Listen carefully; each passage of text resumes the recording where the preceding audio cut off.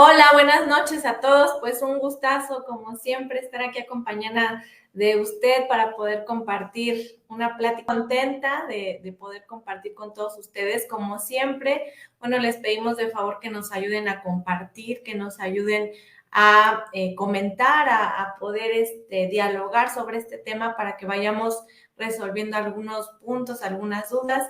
Recordemos, bueno, que este tema va enfocado precisamente a todas las personas que tienen dudas sobre la pensión alimenticia, que a veces tienen ideas erróneas sobre algunos puntos importantes. Entonces, bueno, aquí vamos a platicar de estos temas y estos puntos muy concretos y relevantes. Así que sí, totalmente, creo que vamos teniendo avances precisamente también en este tema de los alimentos.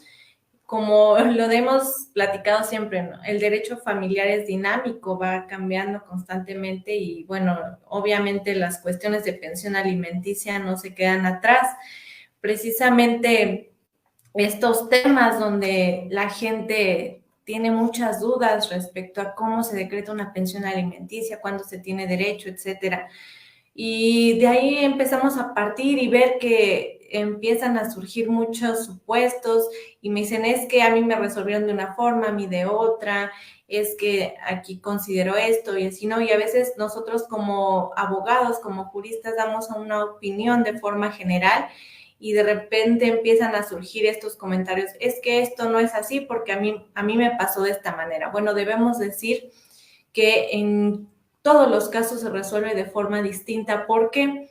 Porque para empezar, precisamente, un mito que se genera respecto a la pensión alimentaria es precisamente de cuál es la cantidad que le toca a un acreedor alimentario. El acreedor alimentario, pues, es quien tiene esta necesidad de recibir estos alimentos, esta pensión alimenticia, porque recordemos este binomio tan famoso, este binomio perfecto que se da entre la relación de deudor y acreedor, que es el estado de necesidad y la capacidad económica. Y partiendo de ahí, pues va a variar de forma distinta. Obviamente, muchos jueces tienen criterios parecidos, pero esto no quiere decir que en todos los casos se va a dar de forma igual. Entonces, al decir nosotros que no hay una fórmula exacta, es decir, los jueces no tienen una fórmula que diga, sabes que le debes de decretar al acreedor alimentario este porcentaje o esta cantidad. Se basan o se guían en ciertos parámetros que nosotros proporcionamos incluso como acreedores o como abogados desde un inicio. Obviamente, si el juez recibe una demanda de alimentos es porque existe esta necesidad y la obligación que surge a través de la ley. Sabemos que también podemos hablar de casos distintos en cuanto a pensión alimentaria, ¿no? En este caso, hablando de los menores de edad, de los hijos en específicamente, ya sea que sean reconocidos o que sean adoptados, o sea, que exista esta afiliación legal, porque también muchos dicen, híjole, es que yo me casé y resulta que la mujer con la que me casé tenía 3 niños y que los reconozco. Y luego me dicen, ¿y a poco yo tengo que pagar pensión alimentaria, no? Pues es otro mito, pues sí, porque tú los reconociste como hijos ante la ley. Entonces, desde esta parte que se formaliza esta relación, pues surge la obligación. Entonces, cuando nosotros iniciamos y nos acercamos al juez de lo familiar y decimos, existe esta necesidad, pues esta se acredita con el atestado de nacimiento, que es lo más común, que nosotros acompañamos a nuestra demanda para decirle al juez, sabes que existe la obligación. Y obviamente si no acompañamos nada más, pues el juez se va a orientar de una forma general y va a decir, bueno, provisionalmente yo no tengo cómo resolver o cómo conocer el estado o las necesidades de este acreedor alimentario, ni la capacidad económica del deudor, porque también sabemos que en muchas ocasiones el deudor alimentario no tiene un trabajo estable, no tiene un ingreso fijo o un patrón que le deposite un salario. Muchas veces tiene actividades profesionales que recibe el sustento de forma distinta. Entonces, el juez pues empieza de inicio con este sentido de cubrir estas necesidades básicas. Y para ello, bueno, existen criterios diferentes. Muchos jueces otorgan un 15%, un 20%, o cuando no hay, como les digo, un salario fijo, pues establecen incluso un salario mínimo o medio salario mínimo. O sea, es muy variable el criterio porque les comento, no existe un parámetro, no existe una fórmula ideal. Por eso lo importante también es nosotros hacerle del conocimiento al juez la realidad de esta persona, de este acreedor alimentario que está en este estado de necesidad y decirle, ¿sabes qué? Desde un inicio te informo que estas son las necesidades, que tiene gastos, a lo mejor va en una escuela particular, a lo mejor tiene gastos extracurriculares porque va a clases de natación, va a clases de karate, de alimentos, de vivienda. Y bueno, ya le vamos a dar un parámetro más amplio al juez para determinar cuál es o era el nivel de vida que tenía este acreedor alimentario, al igual que la capacidad económica del deudor. Entonces, de esta forma le vamos a poder dar mayores elementos para establecer una pensión alimenticia provisional más adecuada y que obviamente ya en el transcurso del juicio pues se puede modificar o se puede cambiar de acuerdo a lo que se vaya acreditando o a las necesidades reales. Entonces, veamos desde ahí cómo empiezan estas dudas, estas inquietudes. Otra duda, otro mito que se nos aparece mucho en comentarios, en opiniones de la gente, es que dicen, bueno, pero ¿qué pasa si yo como progenitor no tengo un trabajo y no tengo ingresos? Con eso ya estoy excusado de dar la pensión alimentaria porque yo no tengo la capacidad económica. Entonces solemos confundir lo que es capacidad económica con lo que son los ingresos. Y yo siempre he señalado que la capacidad económica se debe de ver en un sentido amplio. No nada más cuánto ganas, sino también el ver de forma general que realmente tienes esta capacidad de generar riqueza, que tienes esa capacidad de poder trabajar, porque es muy fácil decir yo no tengo un trabajo, yo no puedo cumplir, pero esto no te exime de tus obligaciones. Tú tienes que cumplir con un pago de pensión alimenticia, tengas o no tengas un trabajo. Obviamente esto sí va a influir en la cantidad que debas de dar, tal vez, pero esto no te va a quitar la obligación. Entonces, de ninguna forma se va a extinguir el que tengas que pagar una pensión alimentaria. Entonces, este es otro mito común. Y de ahí se deriva también otro, que luego dicen, bueno, es que si el papá no tiene un trabajo, me voy directo con los abuelos, que ellos cumplan con el pago de la pensión alimentaria. Y bueno, déjenme decirle que también en este caso los abuelos sí tendrían esta obligación de poder dar alimentos, pero en el caso de imposibilidad del progenitor o de ausencia, es decir, bueno, que ya haya fallecido o que realmente exista una imposibilidad acreditada legalmente. No es una imposibilidad el decir no tengo trabajo, no tengo ingresos y esto no me va a permitir ir directamente con los abuelos a exigir una pensión alimenticia. Entonces deben de tener mucho cuidado en esta parte. De igual forma, también otra duda muy común es que dicen, bueno, si el papá no da pensión alimentaria, tiene derecho, más bien no tiene derecho a ver a sus hijos. Y también esto es muy erróneo porque precisamente de ahí vienen estas circunstancias de decir, si no me pagas la pensión, no ves a tu hijo y empieza esta afectación que no es directamente a nosotros como progenitores, sino a los hijos. El derecho de convivir con ambos progenitores es un derecho de los niños y no lo podemos coartar en este sentido. No podemos tampoco condicionar el que conviva con el progenitor que tiene la obligación de dar una pensión alimentaria porque estamos afectando la esfera jurídica de los niños. Y esto a veces es muy difícil que lo comprendan las partes y normalmente dicen, bueno, es que ¿por qué lo voy a permitir ver si no paga, si no da? Bueno, pero eso es totalmente independiente. Para eso existen los mecanismos legales para hacer valer y para poder exigir el pago de pensión y en su caso si cae en adeudo, en insolvencia, pues de igual forma solicitar un pago retroactivo. Entonces ahí veamos cómo no debemos de revolver una cosa con la otra. De igual forma, otro mito también muy común es decir, bueno, nada más las mujeres son las que pueden recibir la pensión alimentaria. Hablando en este sentido ya de cuestión de alimentos entre cónyuges o entre concubinos, debemos de decir que no, bajo el principio de igualdad, de no discriminación, tanto el hombre como la mujer tienen derecho a recibir una pensión alimenticia siempre y cuando cumplan con los supuestos establecidos en la ley. Obviamente, si tú como hombre también te has dedicado a las labores del hogar, al cuidado de los hijos, tienes derecho a recibir una pensión alimenticia, al igual que la mujer.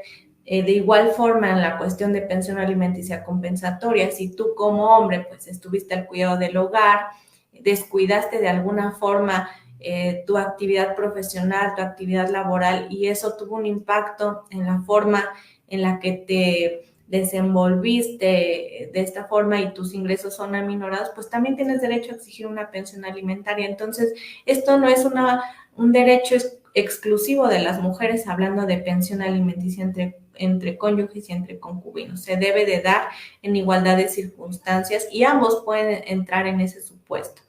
Ahora, también, por ejemplo, se me hacía muy, muy cómico una imagen que luego vi donde depositaba, por ejemplo, el deudor alimentario, ¿no? Y decía, te deposito 200 pesos, pero no te los vayas a usar para ti, ¿no? Es para el niño.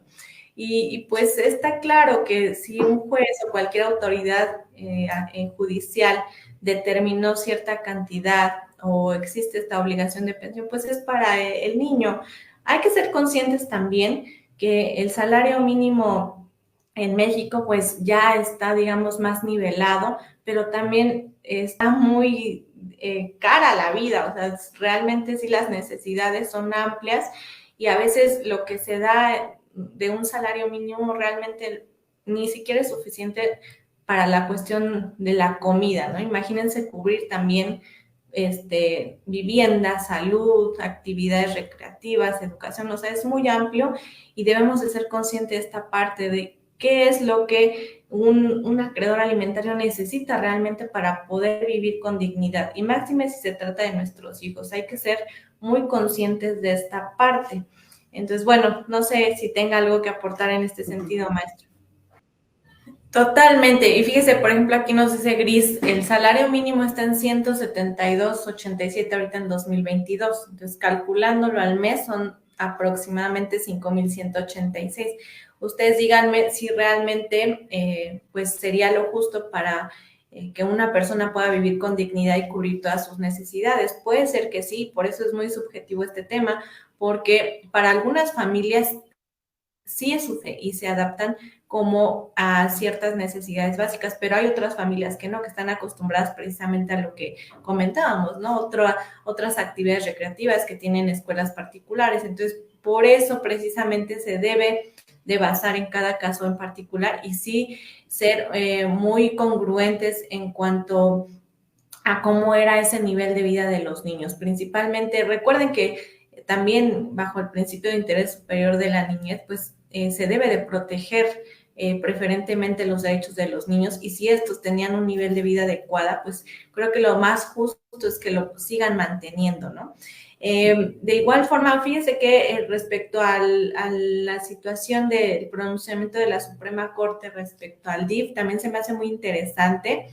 Creo que aquí se preponderó precisamente estos derechos humanos de que puedan acceder a la justicia y de que se tenga el derecho preferente a recibir alimentos y dejar de lado estos formalismos a poder priorizar estos derechos básicos y que las autoridades jurisdiccionales pues puedan hacer ejecutables estos convenios que se hacen al DIF. Antes el criterio pues es una autoridad administrativa, no tiene fuerza coercitiva, entonces estos convenios pues se tienen que homologar judicialmente o se tiene que iniciar de nueva cuenta un proceso de alimentos para que se pudiera hacer válido ese pago de alimentos. Ahora no, pues ya se cambió el criterio precisamente preponderando que si ya existe este convenio, ya existe una determinación, pues lo ideal es que se pueda ejecutar vía judicial. Aunque aquí, bueno, yo creo que también deberíamos de ser cuidadosos porque pues realmente también hay algunos convenios que se deben de realizar adecuadamente, ¿no? Muchos dejan situaciones ahí al aire o no se hacen correctos o traen contradicciones en la propia redacción o son muy simples. Entonces yo creo que si se está dando esta ejecutabilidad a estos convenios del DIF, pues también tendríamos que tener cuidado en la forma en cómo se están estableciendo, ¿no? En que realmente también hasta el DIF se pueda capacitar para poder realizar convenios de verdad que se puedan aplicar de forma adecuada. Pero bueno, seguimos con las cuestiones de los mitos. Creo que sigue habiendo también muchos mitos. Precisamente, por ejemplo, también esto que decía maestro de donde hay mucho desacuerdo, ¿no? Cuando ambos progenitores trabajan y el que se le decreta otorgar la pensión alimenticia dice, pero ¿por qué si es proporcional y a los dos nos toca la obligación? Entonces, ¿por qué yo nada más voy a dar dinero? Precisamente resalto esta situación que usted señaló. Una parte pues ya está cumpliendo con esta obligación al ejercer estas situaciones de cuidado, de atención, de estar al pendiente de los hijos, que también es un trabajo remunerado, que también tiene un impacto económico. Entonces es importante que vean ese equilibrio. Yo incluso me ha tocado escuchar a muchas clientes que dicen, es que es su descontento porque dice, bueno, entonces dame al niño, yo no te voy a pedir nada. Pero bueno, la realidad es que sabemos que quienes tenemos hijos que el cuidado, la atención es una situación que te quita bastante tiempo y que incluso a veces impacta en tu trabajo, que incluso muchas mujeres no puedan, mujeres u hombres, ¿no? No puedan realizar de verdad un trabajo constante o un trabajo que le pueda redituar para poder vivir dignamente. Entonces, es esta parte de la importancia de recibir esta pensión alimenticia y que se divida esta obligación alimentaria. Incluso otra situación también que dicen, bueno, pero ¿qué pasa si la mamá también o el papá también trabaja? ¿Quién tiene la guardia de custodia? Es que también no los cuida, entonces luego se los dejan cargados a tal o a cual. Bueno, déjenme decirle que tampoco legalmente está obligada la persona que tenga la guardia de custodia a no trabajar. O sea, no es una situación de que se... que se pueda la pensión alimenticia condicionar, es la palabra que estaba buscando, no se puede condicionar al hecho de que trabajes o no trabajes. Realmente también puede existir una red de apoyo, realmente también pueden ejercer estas actividades porque muchas veces también hay que ser conscientes que no es suficiente para vivir una pensión alimentaria y bueno, y si una parte cubre los gastos del hijo, pero ¿qué pasa con los propios de la persona, ¿no? De la mujer o del hombre que está al cuidado del hogar o de ese niño? También tiene que tener ingresos para poder vivir y muchas veces pues necesita trabajar para poder compensar. Yo les reitero, hay que ser muy conscientes si realmente con estos 172 pesos, punto 87, puede vivir una persona, puede desayunar, comer, cenar, transporte, vivienda, médico, o sea, realmente es complicado. Entonces veamos cómo de ahí empiezan a surgir estos inconvenientes, pero también hay que ser conscientes de qué es lo que se puede o lo que no, y que no se puede condicionar una cosa ni otra, ni la convivencia de los hijos, ni tampoco el hecho de que porque pagues una pensión alimentaria vas a dañar o vas a limitar la libertad de otra persona para ejercer otras actividades. Mientras el niño esté bien cuidado, esté atendido, pues esto no tendría que tener mayor influencia. Claro está que si en dado caso se ve que hay negligencia, que hay violencia, que el niño realmente a lo mejor tiene desnutrición, está mal cuidado, que no tiene esa atención adecuada, pues ahí es otra situación, ¿no? Ahí sí podemos decir, bueno, podrían darse una causa de un cambio de guardia y custodia, precisamente por esa negligencia en el cuidado. Entonces, bueno, estos son algunos de los mitos. También otro que se me estaba pasando, que es muy común, que luego ya cuando traen muchos años separados, muchos problemas, la persona que, por ejemplo, en el caso de divorcio, dice, es que yo no le quiero pedir pensión alimentaria, es que él me dijo que me va a dar el divorcio siempre y cuando yo no pida pensión y no quiero afectarlo, o más bien no me interesa ya nada de él, porque yo puedo sola. Y pues no, déjenme decirle que esto también es falso. Siempre en una solicitud de un divorcio o se tiene que ventilar o se tiene que establecer una propuesta de convenio relacionada con la pensión alimenticia. ¿Por qué? Precisamente porque es un derecho de los niños en este caso. Ya tú como cónyuge pues puedes decir que no, que obviamente puedes renunciar a este derecho porque a lo mejor ya tienes una actividad remunerada, porque a lo mejor no dependes de la persona de la cual te estás divorciando, pero en el caso de los niños, de los menores de edad, sí se necesita establecer una propuesta de convenio y normalmente pues sí se fija una pensión provisional de alimentos. Y otra situación también que tienen que tener mucho cuidado, cuando se decreta provisionalmente una pensión, recuerden que precisamente la propia palabra lo dice, es provisional temporal mientras dura este procedimiento. En el momento en que se termine y no se haga valer ante o no se llegue a un acuerdo, pues esas medidas van a terminar y nosotros vamos a tener que iniciar en el caso de que haya inconvenientes o que no se haya fijado correctamente o cualquier situación de este tipo, pues tendremos que iniciar una etapa procesal diferente porque efectivamente la pensión va a quedar sin efectos. Tal vez en el caso de las personas que les descuentan a través de las dependencias, pues quede fija esa administrativamente, pero judicialmente pues ya deja de tener estos efectos. También la cuestión de la guarda y custodia. Entonces, bueno, son como de forma general algunas situaciones que nos vemos en la práctica, ¿no? Incluso la zona geográfica donde habitan los acreedores alimentarios. No es lo mismo, por ejemplo, una persona que viva en Lomas Verdes a nosotros acá en Ecatepec, en Tecámac. Pero bueno, también hay que ver todo el contexto. También en cuestión de custodia compartida, lo que bien decía, debe de haber una súper comunicación, porque realmente ahí no se va a establecer como un régimen de convivencias tan estricto, sino que va a ser de forma abierta.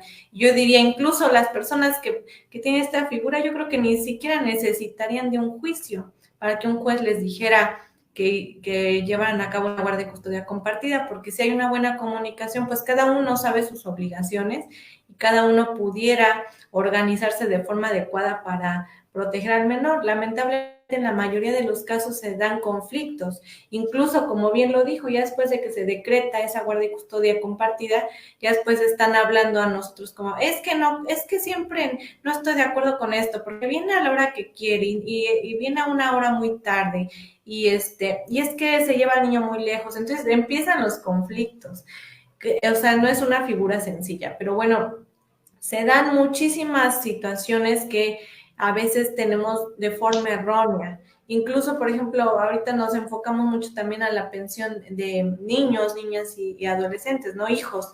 Pero bueno, también la cuestión de pensión compensatoria, pensión, bueno, ¿a cuál tengo derecho? ¿En qué momento le exijo? También es un tema que da para muchos mitos, muchas situaciones complejas, porque bueno, recuerden que la pensión asistencial pues se da precisamente de esta necesidad, de esta obligación que surge entre el cónyuge, entre el concubino, de asistencia, de ayuda mutua. Y ya si nos vamos a una pensión compensatoria, pues es hablar de que después del divorcio se da esta situación de desventaja, de desequilibrio económico, y que luego dicen, bueno, es que si la mujer o el hombre trabaja, ¿yo por qué le voy a dar una pensión alimenticia compensatoria? ¿O por qué le voy a dar cierta cantidad? ¿O por qué voy a cumplir con estas condiciones? Bueno, porque precisamente esa persona que la está exigiendo se dedicó al cuidado del hogar y por eso no tiene los ingresos que tú tienes. Entonces el juzgador va a buscar ese equilibrio dependiendo del caso en concreto, dependiendo de las condiciones, y puede variar en temporalidad, puede variar en cantidad, porque lo que busca precisamente es que el cónyuge que la solicita pueda lograr esa capacidad, ese equilibrio, y para eso pues va a verificar todas las condiciones de la persona, estado de salud, nivel de estudios, realmente cuánto se dedicó al hogar. Entonces ahí está la diferencia y la parte clave de entender por qué sí o por qué no se puede exigir aunque la persona trabaje. Pero bueno, vamos a empezar. No sé si, maestro, empezamos con los comentarios, con las preguntas. Exactamente. Vamos a empezar ahí, mi querida Lupita. Bueno, Elisa Ali nos manda saludos, al igual que Ana. Muchos saludos, Ana. Nayes, felicidades por esa gran labor. Carlos Alfredo Torres Aguilar, buenas noches a los dos excelentes disertantes. Loren Flowers también nos manda saludos desde Puebla. Eli Berber, Teresa Flores desde Aguascalientes. Lynn Solís Salinas nos dice: un gusto estar presentes en sus exposiciones, al igual que Salva Pagus, como siempre, nos manda felicitaciones por el Día del Abogado. Aguilar Moreno nos saluda desde Chiapas. Raúl López nos dice que amables, gracias por compartir conocimientos. Rosalinda Estrada nos dice: buenas tardes, muy buenas sus conferencias. Ángel Flores también, que siempre nos ve, saludos. También Flor, que nos saluda desde Querétaro. Pedro Ortel nos dice: buenas noches, felicidades. Mi pregunta es: ¿se puede solicitar que se ordene embargo de cuentas bancarias para cubrir pensiones alimenticias adeudadas o no pagadas? Sí podría, pero primero hay que, como bien dicen, hay que atender primero a la liquidez. Esto se podría hacer, pero ya cuando se haya establecido por el juez mismo la cantidad que se tiene que otorgar de pensión alimenticia. Una vez que ya se estableció la cantidad, se hace el incidente de cuantificación de pensiones caídas, y si a pesar de que ya se le requiere de pago no lo llega a hacer, es cuando el juez ordena hasta embargo de los bienes, y dentro de los embargos estaría lo de las cuentas bancarias. Se podrían embargar o congelar las cuentas bancarias, pero no se puede hacer anticipadamente, sino hasta cuando ya esté cuantificada de forma líquida la cantidad que en un momento dado se debe de otorgar por ese concepto. Así que solamente en ese instante se puede llevar a cabo. Gracias. Nos dice Saraí Paredes Muñoz: por fin en vivo, saludos desde Catepec y felicidades por el Día del Abogado, excelentes seres humanos. Enrique Jesús Anís nos saluda desde Perú, dice que es estudiante de Derecho. Gracias, saludos a Perú. Luis Fernando Jiménez me manda saludos, Luis Fernando. Vicky, no, buenas noches, con sus ponencias se complementan mis conocimientos y hasta aclaro dudas. Gracias por la información y la experiencia que comparten.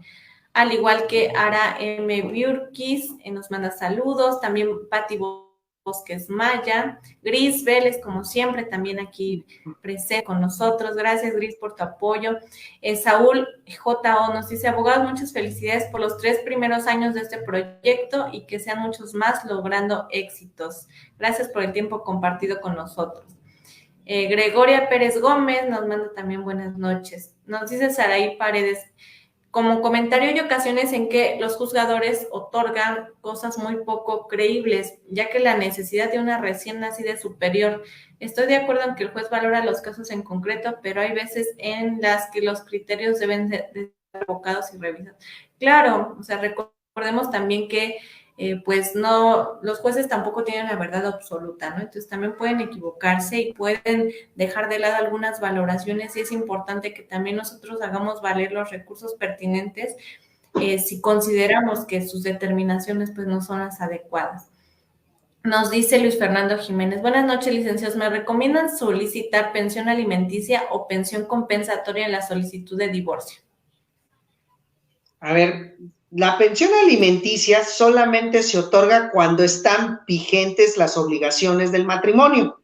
Si estás planteando un divorcio es porque ya estás dando por terminado ese vínculo, y como ya lo ha dicho la licenciada en varias de sus ponencias, la compensación económica, bueno, la pensión alimenticia compensatoria es como una forma de resarcir esa desventaja que hubo durante el matrimonio, donde uno de ellos se dedicó a tareas exclusivas del hogar, al cuidado de los hijos o a la administración del hogar, y que pues no le permitió adquirir un propio patrimonio, y por esa circunstancia, al no haber tenido la oportunidad de desenvolverse en el ámbito laboral, pues ahora pues puede en un momento dado solicitar que se le dé esa pensión, pero como dicen, en compensación por todo el tiempo que estuvo en el matrimonio. Pero no significa que puedo pedir pensión alimenticia por el simple hecho de divorciarme, porque ya estoy dando por terminado la relación.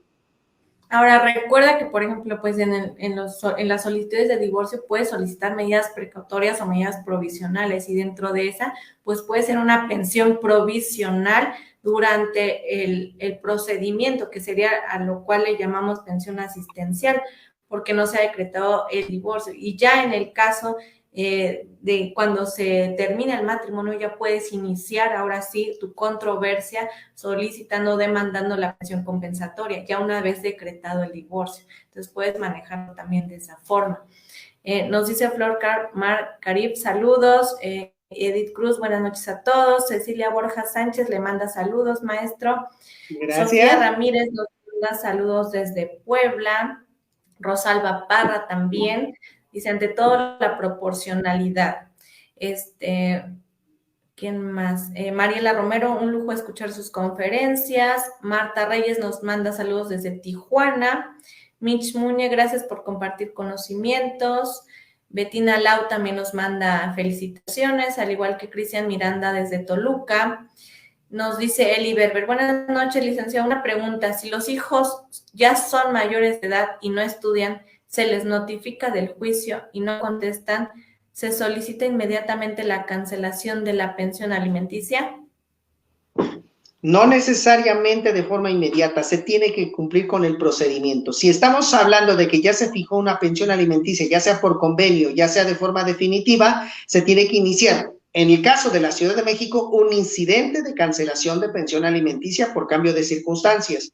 En el caso del Estado de México, se inicia un nuevo juicio ante un juez también familiar, pero deben de obtener copias certificadas de todo el juicio donde se fijó la pensión, para que de esa forma se pueda llevar a cabo su cancelación de forma definitiva. No puede ser así nada más porque, oye, ya mi hijo ya cumplió la mayoría de edad, no estudia, cancélame la pensión. No se puede hacer de esa manera, se tiene que llevar todo un procedimiento, ¿sí? Así que, pues, ni modo. Pero fíjense que me ha tocado también experiencias de que a veces se quedan con la pura pensión alimenticia provisional. Es decir, muchas veces la acreedora alimentaria mete la demanda, se fija la pensión alimenticia provisional, el deudor nunca contesta la demanda, o más bien nunca se apersona al juicio, nunca le llega la demanda, pero toda su vida le están descontando la pensión provisional. Y llega el día en que dice, pues ya quiero que me la quiten, porque pues este hijo ya no estudia, ni siquiera, ya hasta hizo su propia familia, y entonces que se le cancele la pensión. Pero espérate, ¿qué crees? Que como se quedó en provisional, tienes que seguir todo el juicio de nueva cuenta, porque apenas te vas a notificar de la demanda, y en la notificación de la demanda debes de contestarla. No puedes hacer el incidente, porque el incidente u otro juicio de cancelación no puede hacerse porque apenas se estaba integrando la litis. Así que esto para que lo tomen en consideración. Pero pues bueno, yo sé que hay muchas dudas al respecto, hay muchas preguntas, pero como siempre, el factor tiempo no es nuestro mejor aliado. Pero lo importante es que ustedes se queden con un buen sabor de boca sobre lo que este tema involucra, y como siempre, ya saben, nunca terminamos de exponer, ni siquiera podemos llegar a explicar todo lo que involucra los alimentos, porque apenas nada más vimos y nos enfocamos mucho en la proporcionalidad, pero hay tantas características que hay que ver de los alimentos que es necesario saber qué involucran, desde cuándo se otorgan, por qué se otorgan, quiénes lo deben de otorgar, en qué momento se debe de cancelar, cuál es el procedimiento para obtenerla, muchas cosas que todavía se quedan en el tintero, pero que trataremos en próximas transmisiones de dar a conocer más sobre estos temas.